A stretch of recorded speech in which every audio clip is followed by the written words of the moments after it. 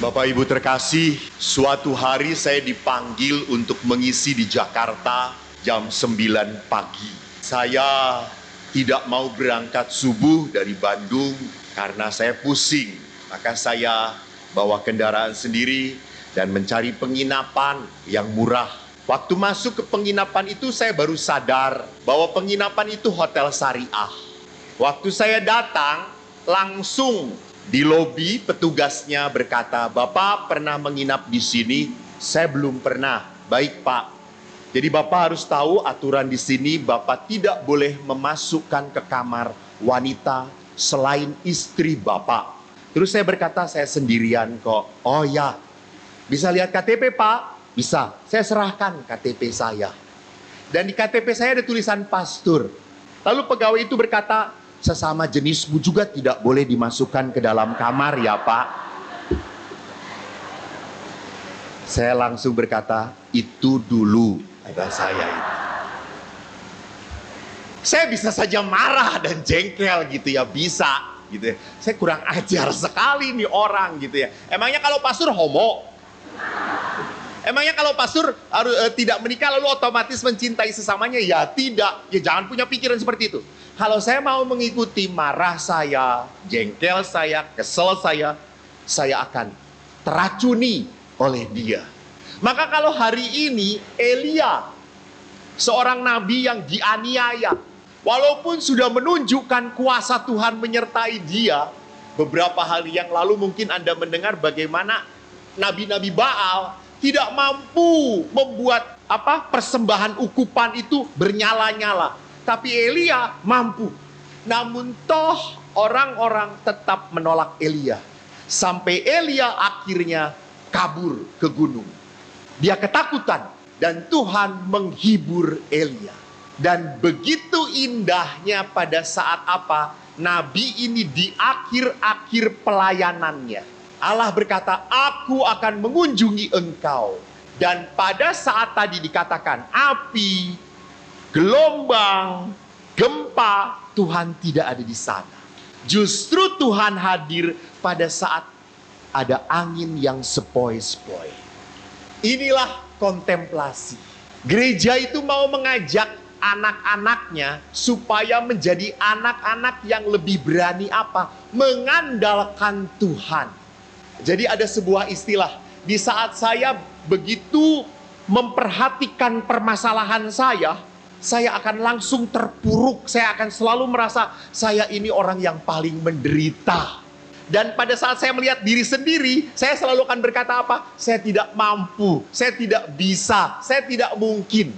Tapi pada saat saya menatap Tuhan, saya melihat Allah, saya mendapatkan kekuatan. Jadi saudaraku yang terkasih, kalau Anda berkata saya punya masalah Romo, saya punya beban, saya punya kesakitan, kepahitan, saya katakan Anda normal. Oke, Anda belum layak untuk masuk rumah sakit jiwa. Tapi kalau Anda sudah, saya tidak punya masalah Romo, saya tidak punya apa-apa loh, Anda gila. Atau jangan-jangan memang Anda tidak punya masalah karena Anda adalah sumber masalah. Anda yang membawa masalah bagi orang-orang yang dekat dengan Anda. Maka saudara-saudariku, menarik. Kenapa dalam gereja Katolik ada tradisi novena, tirakatan? Karena gereja mau mengatakan kepada umatnya, yuk di saat hidup ini berat, kembalilah pada Tuhan. Kembalilah pada Tuhan. Maka Yesus pun berkata, waktu terakhir di dalam Injil Yohanes dikatakan mendoakan para murid-muridnya. Yesus pun berkata dunia ini banyak kejahatan. Dunia ini sulit. Maka Tuhan sertai mereka. Tolong mereka. Yesus pun mengakui bahwa dalam kehidupan ini tidak gampang. Anda tidak akan berhasil menyelesaikan tugas Anda di dunia kalau Anda tidak bersama Allah. Anda ingat toh, salah satu yang selalu dikatakan oleh ayah saya kalau Anda lihat YouTube saya. Tadi Romo Bayu itu mengagumi saya. Dia itu berkata, "Romo ini tidak punya YouTube tapi tenar ya." Ya, Tuhan yang melakukan. Kalau Romo Bayu berusaha tenar dan tidak tenar-tenar, saudara. Saya yakin amplop saya dikurangin. Saudaraku, walaupun demikian, saya punya masa lalu yang tidak mudah dalam hidup saya. Saya punya masa lalu kepahitan, kesakitan. Saya punya masa lalu yang penuh dengan kemarahan. Saya punya masa lalu di mana saya merasa ditolak oleh ayah saya. Saya merasa menjadi anak yang tidak pernah bisa membanggakan ayah. Maka pada saat adik-adik saya dikaruniai oleh Tuhan pinter Eko. Lihat, bukan hanya ayah yang menghina saya. Umat pun tega mengatakan, bodoh. Nggak apa-apa. Kemarin saya ke Batam, lalu ketemu seorang anak kecil. Hey, ini Romo yang bodoh itu ya? Asem, kata saya itu. Sampai ayah itu berkata, tuh kamu tuh kok bodoh amat bodoh. Betul, saya itu sejak kecil ditanya apapun tidak seperti sekarang. Saya sekarang lumayan cerdas. Lumayan. Dulu kalau ditanya itu pelengah-pelongo. Hah? Sampai ayah berkata, utak mungkin neng dengkul. Sampai ayah itu berkata, ke otak kamu tidak di dengkul. Adik kamu tuh otaknya di sini. Kalau jawab cepet. Kamu dari dengkul, lama perjalanannya nak. Kadang-kadang tersesat dan salah nak. Dan kalau saya tidak bisa apa-apa, ayah berkata, dasar otak dengkul. Itu yang setiap kecil saya dengarkan, otak di dengkul. Maka sampai waktu seminari saya pernah cerita tuh, saya sepak bola, saya jadi kiper dan adu penalti. Kelas saya kelas 1 lawan kelas 3, kejuaraan antar kelas. Pada saat itu adu penalti terakhir, kalau gol kelas kita kalah, kalau enggak gol kelas kita menang. Dan yang terakhir nendang ini adalah jagonya dari sekolah kita. Tendangannya kenceng sekali. Sampai teman-teman berkata, wes kok minggir wae, ben gol wae. Ben rapopo kalah. Kenceng iki bocah yang nendang edan. Tapi saya anak tentara coy. Saya sudah biasa dikorbankan. Jadi kalau cuma kayak gini, oke, saya jaga. Dan betul saudara-saudari, kakak kelas ini nendang tanpa cinta kasih. Kencang sekali dan percis kena kepala saya. Saya masuk ke dalam gawang, bola keluar. Kelas saya juara saudara-saudara. Dan saya masuk rumah sakit. Saya muntah.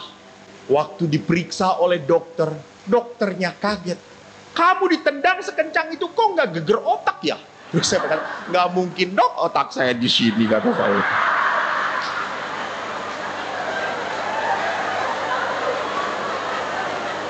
Saudaraku, apakah Tuhan pernah salah? Tidak. Maka saya kalau naik motor, helm murah, ini yang mahal. Berharga coy. Kata-kata ayah itu bukan penghinaan akhirnya bagi saya. Kata-kata itu justru kekuatan bagi saya. Di saat saya sudah tidak bisa pakai kepala saya pakai dengkul saya. Halo, untuk apa? Saya berlutut berdoa. Pakai dengkul Anda bapak-bapak. Karena kalau pakai kepala Anda, masalah makin susah. Pada saat Anda pakai dengkul dan Anda berkata, Tuhan, tidak bisa apa-apa lagi. Aku ingin kau kuatkan. Dan Tuhan akan menyertai kita. Jangan lupa Allah berkata, marilah padaku kalian semua yang letih lesu berbeban berat. Ini bukan omong kosong. Kita selalu tidak mau memberikan beban. Kita tidak mau memberikan kemarahan. Kita tidak mau memberikan penderitaan. Kita met-met, kita ceklan gitu. Sehingga kehidupan itu seolah-olah menjadi suci kalau penuh penderitaan. Tolol lu, kata saya. Lu sebelum masuk neraka sudah berada di neraka coy, kata saya. Tidak pernah ada Tuhan yang menghendaki anak-anaknya hidup dalam berduka cita kepanjangan. Tidak ada. Lihat, berita Tuhan selalu berkata apa? Jangan takut, bersukacitalah. Ini bukan kata-kata omong kosong. Anda tidak akan pernah takut kalau sekali lagi menatap Tuhan. Jangan menatap masalah Anda. Dan bagaimana saya bisa menatap Tuhan? Ya tenang, duduk, diam, cicing maneh. Diam. Ibu-ibu jelas? Diam. Tutup mulut.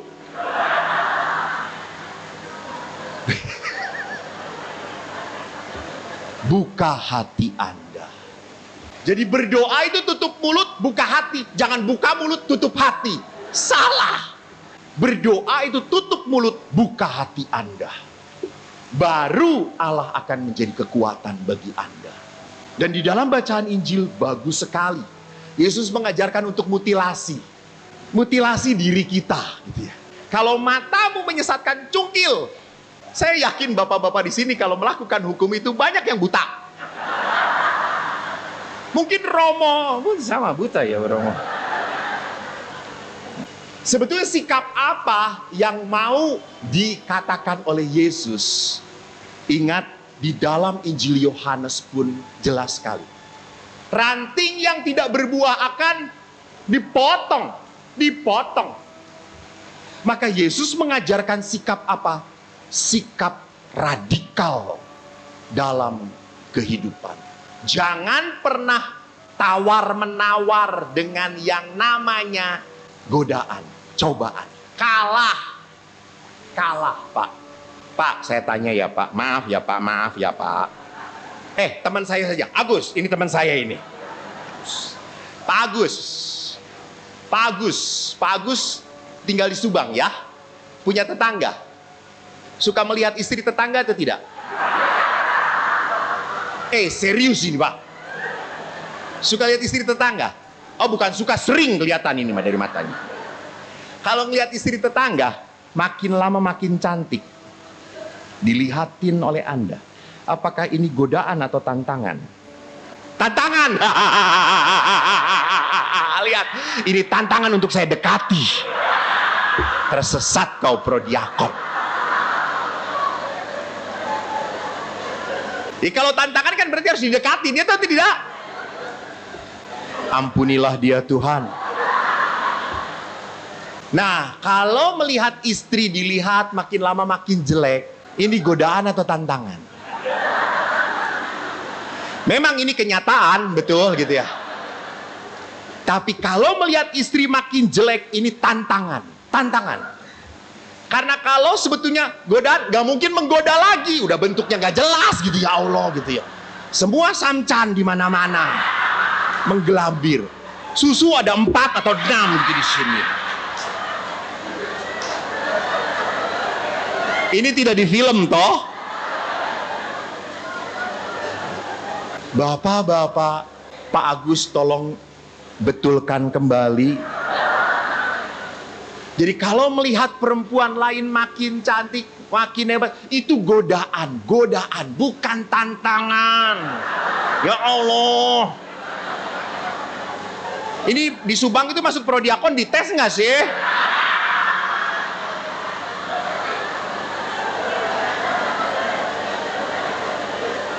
Ini adalah godaan. Jadi dalam kehidupan godaan tidak pernah boleh didekati. Putus, selesai. Tidak berani katakan tidak. Kalau Anda tadi, wah, boleh juga nih. Wah, lalu dipotret. Dilihatin, Anda jatuh. Pak Agus, saya pun ada godaan. Waktu saya sekolah di Filipina, teman-teman saya cantik. Dan orang Filipina kalau ketemu pasturnya, dipeluk coy. Dan pelukannya hangat, erat, padat. Semua tersentuh dan terkena.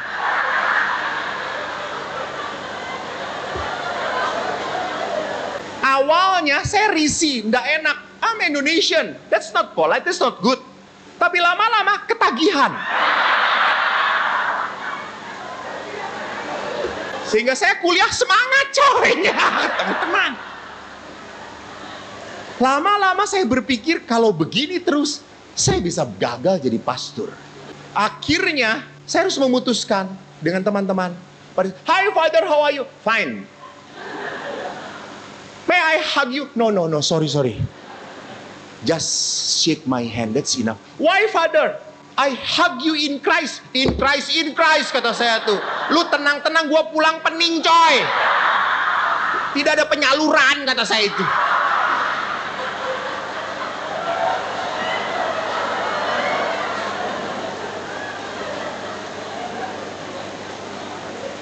Bapak Ibu, sekali lagi, godaan itu banyak banget yang membuat Anda jatuh. Anda harus bisa membedakan mana ini godaan, mana tantangan. Kalau tantangan memang sesuai dengan apa? Sesuai dengan panggilan saya. Saya punya teman rumah yang tidak akur dengan saya, tidak cocok dengan saya, tetapi dia dipilih oleh Allah untuk menjadi teman hidup saya. Tidak bisa memilih. Ini tantangan untuk mencintai dia, menghormati dia, sayang pada dia. Ini tantangan. Jadi Pak Agus ingat ya. Saya sedih ya Allah. Jadi walaupun istri sudah tidak menarik, bapak-bapak, ini godaan atau tantangan? Tantangan, bukan godaan. Karena kalau istri mah nggak perlu digoda juga. Datang papi, alah. Ini tantangan. Walaupun Anda tidak tahan dengan cerewetnya, dengan bawelnya, dengan selalu namanya istri itu selalu apa? Ngungkit-ngungkit. Yang dulu kalau suami selalu ngeluh, selalu nyala-nyalahin, keras kepala, nggak pernah terima kasih. Pak, enak nggak? Enak nggak? Mau teh apa kopi? Besok lagi ibu-ibu ludah kasih cuh nih Bapak-bapak, ibu-ibu, di saat pasangan Anda tidak seperti yang Anda kehendaki, ini tantangan, ini tantangan. Apakah Anda masih belajar mau setia melayani dia? Walaupun terpaksa, betul, karena sebuah kebaikan itu dilakukan jarang sekali dengan rela hati. Tidak, sering kita harus memaksakan diri. Betul. Kebaikan itu harus dipaksakan. Contohnya, Anda beli kupon. Kupon lagi. Ingat Pak.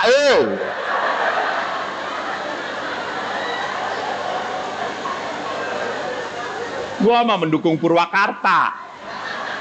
Anda beli kupon, Anda pakai QRIS. Apakah itu sesuatu yang mudah? Tidak. Anda harus memaksakan diri. Betul.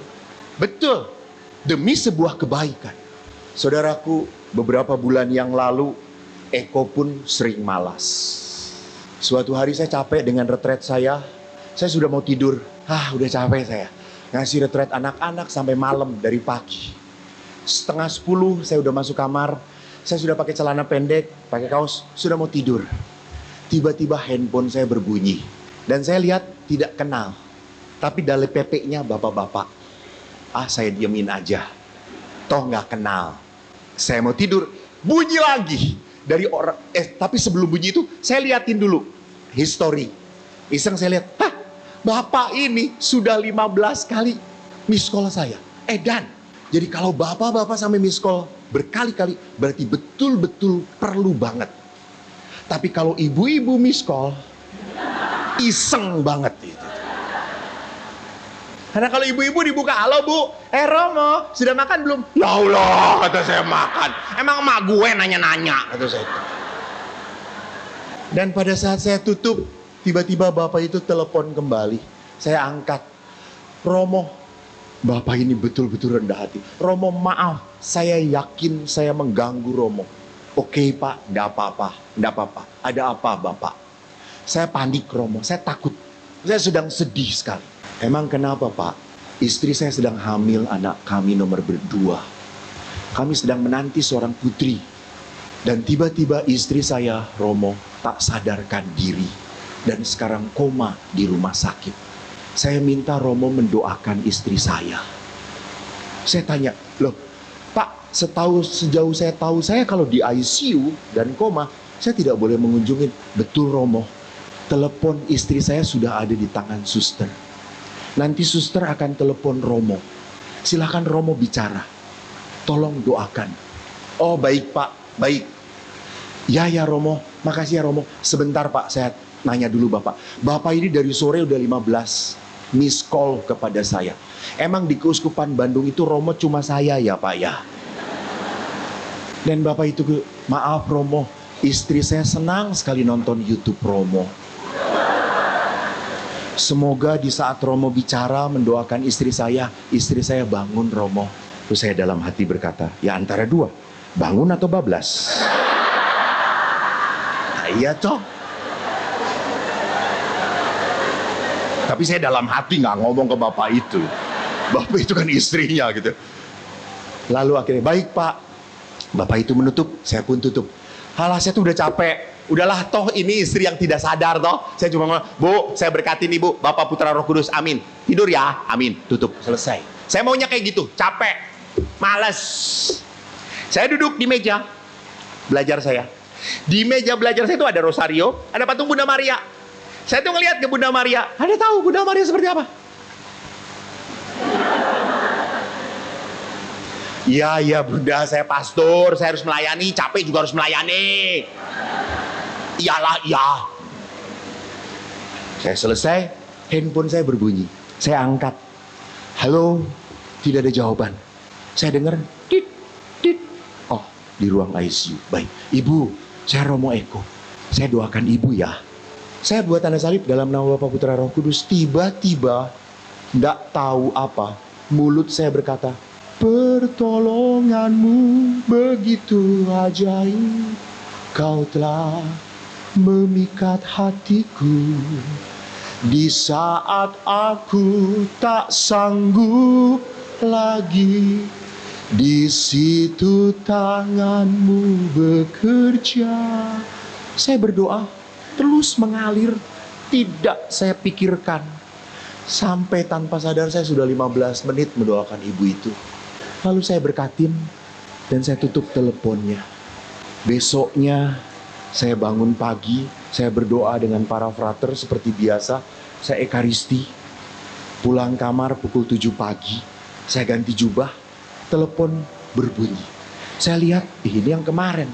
Saya kata, halo pastor, saya suster yang jaga hari ini. Ya, Pastor Eko. Ya betul, kenapa suster? Pastor, saya dengar dari suster yang jaga tadi malam, pastor mendoakan ibu yang di ICU ya? Iya suster. Pastor, ibu itu sekarang mau bicara dengan pastor. Oh baik suster. Dan ibu itu berkata, Romo, di saat Romo berkata, di saat aku tak sanggup lagi, di situ tanganmu bekerja, saya terbangun Romo. Saya terbangun. Bapak Ibu, apakah itu karya saya? Tuhan bisa memakai orang malas. Loh, Tuhan menyempurnakan karya kita. Tuhan pun bisa memakai orang yang terpaksa nyumbang.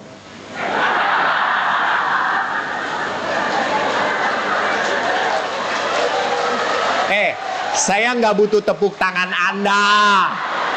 Gue butuh cien, lai.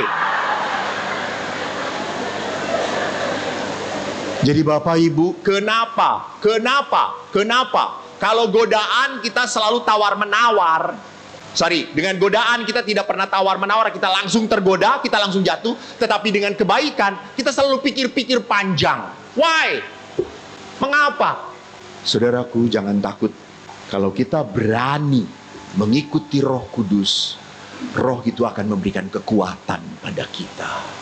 Oleh karena itu, mari bersama Bunda Maria, kita selalu menjadi pribadi-pribadi yang berani mengorbankan diri kita.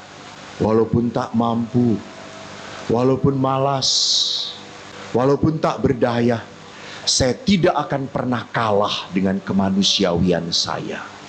Biar Roh mengalahkan kelemahan daging kita.